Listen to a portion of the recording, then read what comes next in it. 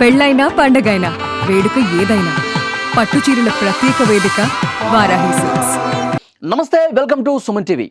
BRS working president మాజీ మంత్రి KTR ACB అధికారుల విచారణ ముందు హాజరయ్యారు. సుదీర్ఘంగా అధికారులు 7 గంటల పాటు ప్రశ్నించి చాలా కీలకమైనటువంటి సమాచారాన్ని రాబట్టినట్టుగా తెలుస్తోంది. ఫార్ములా ఈ కార్ రేసుకు సంబంధించి అవకతవకలకు పాల్పడ్డాడు కేటీఆర్. పెద్ద ఎత్తున అవినీతికి పాల్పడ్డాడు. అసలు ఎలాంటి ట్రాక్ రికార్డు లేనటువంటి ఒక కంపెనీకి, ఎఫ్ఈఓ అనే కంపెనీకి ఏ విధంగా ఒప్పందాలు చేసుకుని కనీసం క్యాబినెట్ అనుమతి లేకుండా ముందస్తుగానే డబ్బులు చెల్లించాడు, దీని వెనకాల ఏం కుట్ర జరిగింది, ఎలాంటి అవినీతి జరిగిందో చాలా క్లియర్ కట్ ఆధారాలతో ప్రశ్నించారు కేటీఆర్ని. కేటీఆర్ నీళ్లు నమిలినట్టుగా తెలుస్తోంది. ఏసీబీ అధికారులు సంపాదించిన ఆధారాలు ముందు పెట్టి ప్రశ్నిస్తే కొన్ని సమాధానాలు చెప్పలేక మౌనం దాల్చినట్టుగా తెలుస్తోంది. కేటీఆర్ని ప్రధానంగా అడిగినటువంటి ప్రశ్నల్లో అసలు మీరు నిక్కచ్చిగా నిజాయితీగా ఇవన్నీ చేసుంటే గనక, ఈ కార్యక్రమం మీరు చేయదలుచుకుంటే కనుక ఎందుకు నిబంధనల్ని అతిక్రమించాల్సినటువంటి పరిస్థితుంది, రూల్స్ని ఎందుకని వయలేట్ చేయాల్సినటువంటి పరిస్థితుంది, క్యాబినెట్ అనుమతి ఎందుకు తీసుకోలేదు, మీరు కొన్ని కోట్ల రూపాయలు ఆ కంపెనీకి ఇచ్చేటప్పుడు కనీసం ఎందుకు మీరు నిబంధనలను పాటించలేదు, ఏం జరిగింది, ఎందుకు ఆ విధంగా చేయాల్సి వచ్చింది, అసలు ఎలాంటి ట్రాక్ రికార్డ్ లేదు, ఈ ఒప్పందం జరగడానికి కొన్ని నెలల ముందు ఏర్పడినటువంటి కంపెనీకి ఎందుకు మీరు 49 కోట్ల రూపాయలు ఇచ్చారు, విదేశీ కరెన్సీని ఇచ్చేటప్పుడు ఆర్బీఐ రూల్స్ పాటించాలి కదా, ఆర్బీఐ అనుమతి తీసుకోవాల్సి ఉంది కదా, ఎందుకు తీసుకోలేదు, ఇలాంటి కీలకమైన ప్రశ్నలు కూడా కేటీఆర్ని ఏసీబీ అధికారులు ప్రశ్నించారు. ముఖ్యంగా కేటీఆర్ వాడిన ఫోన్లకు సంబంధించిన సమాచారం కూడా అడిగారు. 2021 నుంచి 24 ఈ ఒప్పందం చేసుకున్నాక ఈ కాల పరిమితిలో మీరు ఏ ఫోన్లు వాడారు, ఎవరితో మాట్లాడారు, ఇవన్నీ కూడా డీటెయిల్స్ మాకు అవసరం ఉంది.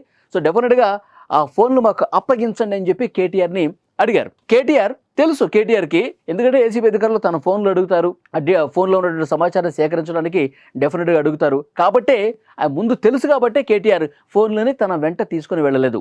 మీకు గుర్తుండే ఉంటుంది, ఈడీ అధికారులు కవితని అరెస్ట్ చేసి తీసుకున్నప్పుడు కూడా ఫోన్లు చాలా కీలక పాత్ర పోషించాయి. మీరు మద్యం స్కామ్కు సంబంధించి మీ మీద ఆరోపణలు ఉన్నాయి కాబట్టి మీ ఫోన్స్ని మేము తరువుగా చెక్ చేయాల్సినటువంటి అవసరం ఉంది, ఈ పాలసీ రూపకల్పనలో మీ పాత్రను తేల్చాల్సి ఉందని చెప్పి ఈడీ అధికారులు, సిబిఐ అధికారులు ఫోన్లని తీసుకున్నారు, రికవరీ చేశారు.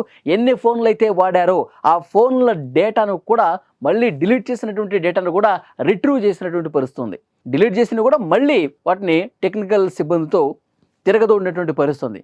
కాబట్టే కవిత గారికి సంబంధించి పూర్తి ఆధారాలు లిక్కర్ స్కామ్కి సంబంధించి దొరికినాయి కాబట్టి కవిత అన్ని నెలల పాటు జైల్లో మగ్గినటువంటి పరిస్థితి. ఇప్పుడు కేటీఆర్ కూడా పరిస్థితి అదే. కేటీఆర్ 18వ తారీఖు లోపు మీరు ఫోన్లు మాకు అప్పగించాల్సిందే అని చెప్పి ఏసీబీ అధికారులు చాలా క్లియర్ కట్ ఇన్స్ట్రక్షన్స్ పాస్ చేశారు. సో 18వ తారీఖు లోపే కేటీఆర్ ఆ ఫోన్లు కూడా ఏసీబీ అధికారులకు ఇచ్చేస్తారు. మరిన్ని ఆధారాలు, టెక్నికల్ ఎవిడెన్స్లు చాలా ముఖ్యం. ఎందుకంటే ఆ ఎఫ్ఈఓ కంపెనీ ఏదైతే ఉందో ఆ కంపెనీకి ట్రాన్సాక్షన్స్ చేసిన తర్వాత ఆ ట్రాన్సాక్షన్స్ అన్నీ మళ్ళీ ఎవరి ఖాతాలోకి వెళ్ళాయి, క్విడ్ ప్రోకో జరిగిన ఆధారాలు ఉన్నాయి కాబట్టి టెక్నికల్గా కూడా కొన్ని ఎవిడెన్స్లు కేటీఆర్కి సంబంధించి సంపాదించాల్సిన అవసరం ఉందని చెప్పి ఏసీబీ అధికారులు భావిస్తున్నారు. కాబట్టి సో డెఫినెట్గా ఏ ఖాతాలోకి వెళ్ళాయి, అవి మళ్ళీ రివర్స్గా ఏ ఖాతాలోకి వచ్చాయి, కేటీఆర్కి ఎట్లా లబ్ధి చేకూరింది, ఇవన్నీ కూడా టెక్నికల్ ఆధారాలతో సహా బయట పెట్టే అవకాశం చాలా స్పష్టంగా కనిపిస్తుంది. సో నాకు తెలిసి నిన్ననే కేటీఆర్ అరెస్ట్ అయిపోతున్నాడు అని చెప్పి పెద్ద ఎత్తున చర్చ జరిగింది. కానీ మరికొన్ని ఆధారాలు సంపాదించాల్సినటువంటి అవసరం ఉంది. ఎందుకంటే కోర్టులో ప్రొడ్యూస్ చేసినప్పుడు ఆధారాలు పక్కాగా ఉంటేనే రిమాండ్ విధించే పరిస్థితి ఉంటుంది. సో డెఫినెట్గా తప్పులు జరగకుండా 2 రోజులు లేట్ అయినా సరే పక్కా ఆధారాలు కోర్టు ముందు ప్రవేశపెట్టి కేటీఆర్ని రిమాండ్కు పంపించబోతున్నారు అని ఒక చర్చ ఉంది. కేటీఆర్ నిన్ననే మీడియా ముందుకు వచ్చి కూడా ఏసీబీ అధికారుల విచారణకు హాజరయ్యే ముందు కూడా చాలా స్పష్టంగా చెప్తా ఉన్నారు. ఈ ప్రభుత్వం అరెస్ట్ చేయాలని చూస్తోంది, కమిషన్ల పేరుతో విచారణ చేస్తున్నారు, ఏసీబీ పేరుతో విచారణ పంపిస్తున్నారు, ఏమీ లేకపోయినా ఏదో ఉన్నట్టు చూపించి అరెస్ట్ చేసే ప్రయత్నం ఈ ప్రభుత్వం చేస్తోంది. సంక్షేమ పథకాలను ప్రజలు ప్రశ్నిస్తున్నారు కాబట్టి దాన్ని డైవర్ట్ చేయడం కోసం ఈ అరెస్టులన్నీ జరుగుతున్నాయని చెప్పి కేటీఆర్ మాట్లాడిన పరిస్థితుంది. కేటీఆర్కి ఆల్రెడీ తెలుసు ఏసీబీ అధికారులు నన్ను మళ్ళీ ప్రశ్నిస్తారు, నన్ను అరెస్ట్ చేసేస్తారు, నేను జైలుకి వెళ్తున్నాను. కాబట్టి ముందే ప్రజల్ని మెంటల్గా ఫిక్స్ చేయాలి, మెంటల్గా ప్రజలకి ఆల్రెడీ ఒక సెట్ చేసేయాలన్నమాట. జైలుకి పంపించే కుట్ర రేవంత్ రెడ్డి చేస్తూ ఉన్నాడు. రేవంత్ రెడ్డి కక్ష సాధింపు చేస్తున్నాడు, ఎలాగో నేను తప్పు చేశాను, నేను జైలుకి వెళ్తాను, అది అర్థమైపోతుంది. కాబట్టి ఈ విధంగా ప్రభుత్వాన్ని కూడా మనం బదనాం చేసి వెళ్తే రాజకీయంగా మనకి లబ్ధి కలుగుతుంది. ఈ ఆలోచనతోనే కేటీఆర్ ఉన్నట్టుగా కాంగ్రెస్ పార్టీ కూడా చెప్తోంది. ఇక్కడ మరొక ముఖ్యమైన విషయం మాట్లాడుకోవాలి ఈ కేసుకు సంబంధించి, ముఖ్యంగా కేటీఆర్కి సంబంధించి. కేటీఆర్ తనకు సంబంధించి తన అవకతవకలు, అవినీతి, అక్రమాలు తెలిసిన వాళ్ళు వ్యక్తులు కొంతమంది ఉంటారు. సో వాళ్ళని కొన్ని రోజుల పాటు కనిపించకుండా చేస్తాడని ఒక విమర్శ ఉంది. ఎందుకంటే కేదార్ అనే వ్యక్తి విదేశాల్లో చనిపోయారండి. చాలా లాబింగ్లకు సంబంధించి, డీల్స్ సంబంధించి సమాచారం కేదార్కి తెలుసు. కేటీఆర్ ఫ్రెండ్. అతను ఎందుకు చనిపోయాడో ఇన్వెస్టిగేట్ చేయాలని చెప్పి కాంగ్రెస్ పార్టీ విమర్శిస్తోంది. ఇక రెండోది ప్రభాకర్ రావు. ఇప్పుడు ఫోన్ ట్యాపింగ్ కేసులో ఆయన విచారణ ఎదుర్కొంటున్నాడు. 1 సంవత్సరంన్నరండి. ఓడిపోయిన తర్వాత బీఆర్ఎస్ పార్టీ ఆయన నేరుగా విదేశాలకు వెళ్ళిపోయి ఆరోగ్యం బాలేదని చెప్పి సెటిల్ అయిపోయాడు. ఇక్కడ ఫోన్ ట్యాపింగ్ కేసు విచారణ ఎందుకు ఇంత ఆలస్యం అయిపోయింది, నిజాలు ఎందుకు బయటకు రాలేదంటే మెయిన్ సూత్రధారి అక్కడే ఉన్నాడు కాబట్టి, అతను లేడు కాబట్టి విచారణ ఆలస్యమైంది. అక్కడ విదేశాల్లో పెట్టింది కూడా కేటీఆరే, నువ్వు ఇప్పట్లో రాకు అని చెప్పి పెద్ద ఎత్తున చర్చ కూడా ఉంది. కోర్టు మొట్టిగాయలేయడంతో, సీరియస్ అయ్యడంతో ప్రభాకర్ రావు రాక తప్పని పరిస్థితి ఏర్పడింది.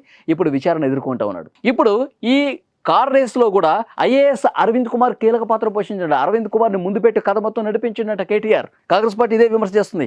ఇప్పుడు అరవింద్ కుమార్ ఎక్కడా, ఎందుకు కనిపించట్లేదు, ఎక్కడ దాచిపెట్టాడు కేటీఆర్? అరవింద్ కుమార్ ఉంటే మరిన్ని వాస్తవాలు వెలుగులోకి వస్తే, ఆయన లేడు కాబట్టి చాలా ధీమాగా మాట్లాడుతూ ఉన్నాడు కేటీఆర్. అరవింద్ కుమార్ త్వరలోనే బయటకు వస్తాడు, వాస్తవాలు చెప్తాడు. మరింత లోతుగా కేటీఆర్కి ఉచ్చు బిగుసుకునే రోజులు త్వరలోనే ఉన్నాయని చెప్పి కాంగ్రెస్ పార్టీ విమర్శిస్తుంది. సో డెఫినెట్గా పిక్చర్ అయితే క్లియర్ అయిపోతుంది. ఇవాళ రేపో కేటీఆర్ ఫోన్లు కూడా అప్పగిస్తాడు ఏసీబీ అధికారులకి. టెక్నికల్ ఎవిడెన్స్లు కూడా ముందు పెట్టి అరెస్ట్ చేసేందుకు రంగం సిద్ధమైపోయింది. ఆల్మోస్ట్ 1-2 రోజుల్లోనే ఇది ఒక కొలిక్కి రాబోతుంది. కేటీఆర్ అరెస్ట్ తథ్యం అని చెప్తున్నారు. సో చూద్దాం నెక్స్ట్ ఏం జరగబోతుందో. ఫ్రెండ్స్, మీరేమనుకుంటున్నారు? కేటీఆర్ ఏసీబీ అధికారుల విచారణ ముందు నిజాలన్నీ ఒప్పుకునే పరిస్థితుందా? కేటీఆర్ అవినీతి చేశాడు కార్ రేసులు అని చెప్పి మీరు భావిస్తున్నారా? మీరేమనుకుంటున్నారో కామెంట్ రూపంలో తెలియజేయండి. Thank you very much.